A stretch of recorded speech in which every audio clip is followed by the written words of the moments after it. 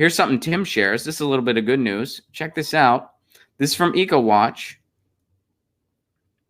States march towards 100% clean energy. Who's next? So, despite everything that is stacked against us, despite everything that's going on the federal level, everything that's going on in regards to lack of action on climate change, there have been some strides made in different states.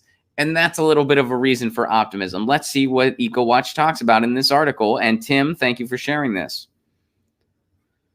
1 year ago this week, the California legislature passed landmark legislation committing the state's power providers to supplying 60% of their electricity from renewable energy by 2030 and setting a target of 100% clean or carbon-free power by mid-century. It was a bold action that significantly raised the bar for other states to consider policy action. And over the last 12 months, another 6 states, bringing the total to 8 states, plus the District of Columbia and Puerto Rico, have answered the call with various obligations towards 100% clean energy over the next few decades. All right, so here's a summary. Here's some of the summary of what's going on. In March, New Mexico adopted an 80% by 2040 RES, along with requiring a 100% carbon-free power sector by 2045. Also in March, Governor Cuomo, the not lesser brother, by the way, the non-Fredo brother, although I'm not a big fan of Andrew Cuomo. But here it looks like he signed a sweeping climate and clean energy bill into law in July. That includes a 70% RES by 2030, 100% by 2040. All right. So that's good. Washington State, which already gets more than 70% of its electricity from renewables. Governor Inslee signed a measure in May to make the state's power sector coal-free by 2025, carbon-free by 2045.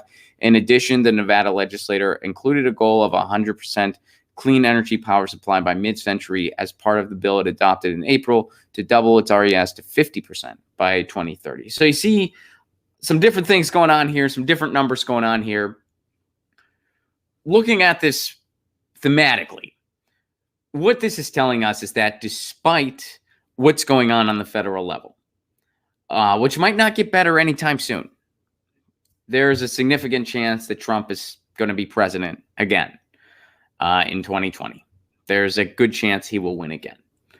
And the way I see it, if it is not Bernie and Tulsi going up against him, he will likely win again. I think Bernie can beat him. I think Tulsi could beat him. But I think if you throw an establishment candidate against him, that establishment candidate will lose. And when that establishment candidate loses, progressives will be blamed again. That's what will happen. That's my prediction. So what this is telling us, though, is that despite all this, despite what's going on at the federal level, which might not get better anytime soon, despite the corruption in the EPA, despite that it's been, completely bought out, that there's still power on the state level. Pun intended, there's power, and it's renewable power at that. Renewable power, on the state level to try to get something positive accomplished. And when you look at the federal government failing on so many levels, that's when you really need to look into your community.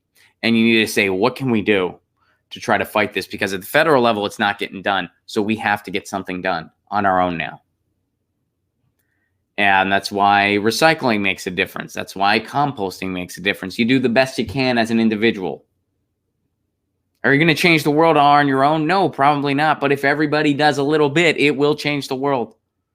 If everybody recycles, if everybody composts, if everybody pursues policy in their community, then something can be done. And if everybody does something on the state level, we'll be looking at a different country. So, Tim, thank you for sharing this article from EcoWatch. Gives us a little bit of hope, a little bit of reason for optimism.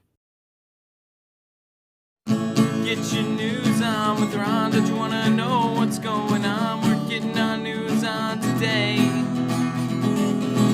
Get your news on with Ron. Don't you want to know what's going on? We're getting our news on today.